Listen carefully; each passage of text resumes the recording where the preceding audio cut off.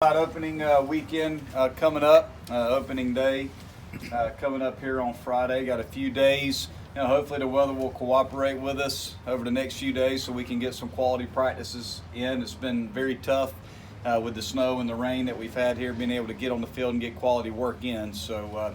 But we can't control the weather, so we don't worry about it. This weekend looks like it's going to be okay. We've got a heck of a club coming in here in Liberty.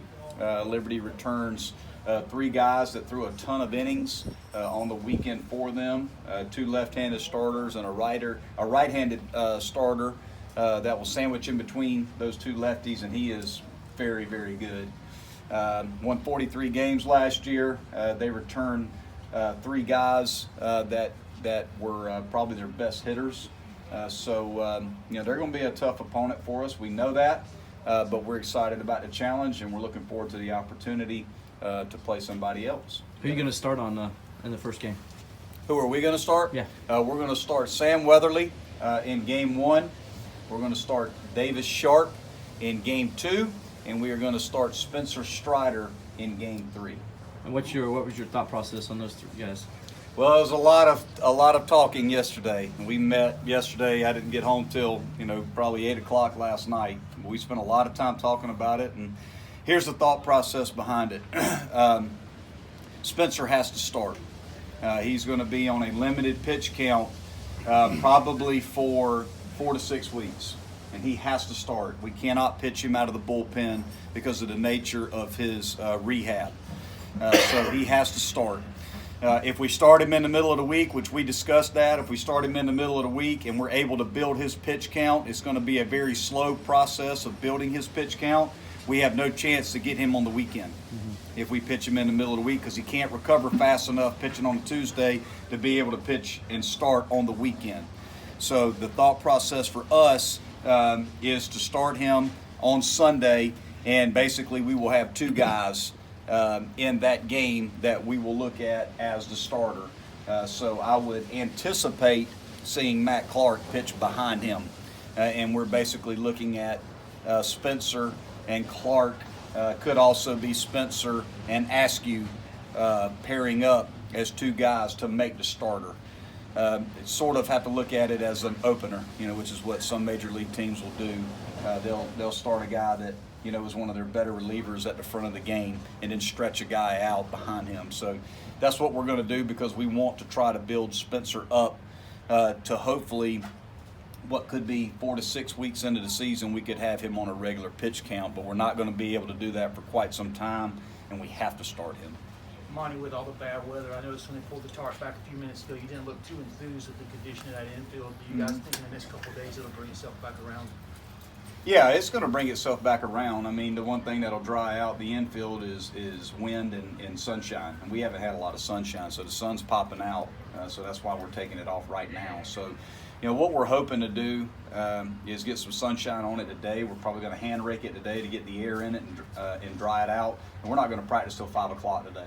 So we actually pushed our practice time back to allow our fantastic grounds crew under the direction of Mike Eccles to work on the field and hopefully get it where we can practice on it tonight. We will hit on it today, but whether we'll be able to do anything else on it, is yet to be determined. But we need today and some sunshine and wind to dry it out. We'll probably have to put the tarp back on it because it's going to rain tomorrow. It's going to be dry on Thursday. So, again, it's just checking the forecast every hour on the hour and just trying to make the best decisions we can and maximize what we can do this week on it. Did Sam Hall take that shortstop job, and how do you feel about the rest of the infield and see how it plays out? Yeah, I would say Sam's going to be our shortstop, and he earned it. He certainly earned it, and it was a heck of a battle, between him and James. We felt like James, James was a high school shortstop, and felt like between Sam and him, that was going to be a heck of a battle, but we just feel like for us to put our best 9 guys on the field, that Sam will be playing short, and I anticipate James being our third baseman. What does Sam do to get a starting role? Can really catch and throw the baseball. When you look at a baseball field, there's three positions that you got to go with defense first over bat, in my opinion, the way that I look at it. Shortstop's one of those positions. Catcher's one of those positions. Center field is one of those positions. Every other position on the field, in my opinion, is an offensive position first. You want to be able to play defense where all over the field, but every other position in the infield and in the corner outfield positions and DH are all offensive first positions. So Sam was our best shortstop. He was the best defensive shortstop this fall and in the preseason, and he deserves it because he was the most consistent. Said Carter Raphael was chewing up some guys recently. Yeah. He's another guy coming off of Yeah. an injury. Where do you see him kind of slotting in? Yeah, that's a good question. So Carter is a little bit farther along than Spencer. His surgery was, he's probably 3 months ahead of Spencer, so he's a little bit more versatile. What we'll probably wind up doing with Carter, if we have an opportunity to use Carter this weekend out of the pen, we will. Now we will try to pick the time and the day to where this is the part of the game where we want to try to use Raphael if the score dictates that we can use Raphael. And we will have Carter ready to go.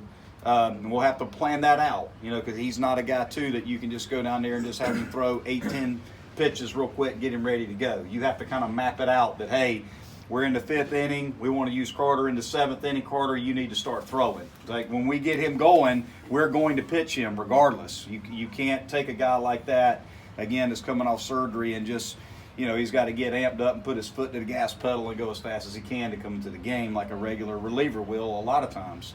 He can't do that. We have to kind of map that out a little bit and plan ahead an inning at least to give him time to throw and get ready. That being said, I could see us potentially starting Carter, especially in the first week. We're playing 5 games. So we got 2 midweek games after opening weekend. So, I could see there being a scenario, and a lot of that's going to be dependent upon how we use him this weekend, but I could see us starting Carter potentially in one of those 2 games in the middle of the week. So I would say early on we're going to use Carter out of the bullpen, and then depending on how much we use him or we don't use him, then we may start him some in the middle of the week and just keep him going. He's a little more flexible than Spencer is in terms of how we use him because he's farther along in his rehab process. Mike, I know you don't want to put all your marbles in the opening weekend of how a team does now, but given the fact you got so many new faces in the lineup and you want to see these guys get off to good confidence, right, where they feel good about themselves coming out of the weekend. Yeah, we definitely do. We want to play well and we want to win. That's the goal. There's no doubt about that, but it's going to be a heck of a challenge. There's no doubt about that. I don't know if we've played a team opening weekend in my 5 years that has these types of credentials. A 43 win team that returns their whole weekend rotation. This is going to be a heck of a challenge. The great thing about this weekend, they're going lefty, righty, lefty. So it gives us the opportunity to do some matchups and play some young guys, platoon some young guys, and see what they can do in a highly competitive environment. But we feel good about our pitching staff, feel good about our defense, and we're excited about the opportunity to play. Ronnie, talk about Davis and what you expect from him this year. Last year seemed like he got a little tired towards the end of the year, especially on the mound. What do you guys do this offseason to maybe remedy that? Well, we were very cautious with Davis in the fall. Davis is a guy that there's a lot of high volume on Davis. Davis pitched an awful lot of innings in high school before he got to Clemson, and obviously he's done both. So he's pulled double duty, for his whole baseball career. We did not pitch him at all this fall. We gave him the whole fall off and just let him play first base and swing the bat and just focus on offense. And we started to build him back slowly over Christmas break and get him ready to pitch when we got back in January. So big thing with Davis is we just have to be cautious with Davis. He's not a guy that we're gonna run up pitch counts on. He's gonna be a guy that we've got to make sure we piggyback somebody behind him too, that we can stretch out behind him. And I think you're gonna see that with us this year. Until these guys get into their 3rd, 4th, 5th starts of the year where, we feel like we can probably go out and let them throw 100 pitches. But we're just going to have to monitor his pitch count. We're also going to have to watch his velocity once his pitch count gets up into that 60, 70, 80 pitch range. What does the velocity and the stuff look like? Is he fatiguing? If he starts to show signs of fatigue, we got to get somebody else in there. Otherwise, he could be up and down just in terms of his health and overall strength throughout the year because he has to do so much on both sides of the ball. So really monitor how many ground balls he takes, how much defensive work, how many swings he takes.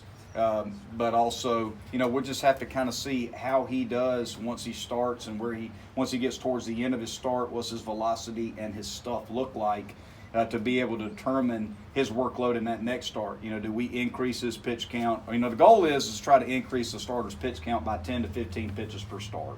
So whatever we go with on first weekend, we want to be able to go another 10 to 15 pitches in that second start, and then third start, usually by then, they're pretty much at full capacity. Davis may be a guy that we watch in those first two starts, and let's just see how strong is he physically with that type of workload and pitch count, and then we will determine, just how long we're going to give him, because he has to do so much on both sides of the ball. He's unlike most starting pitchers.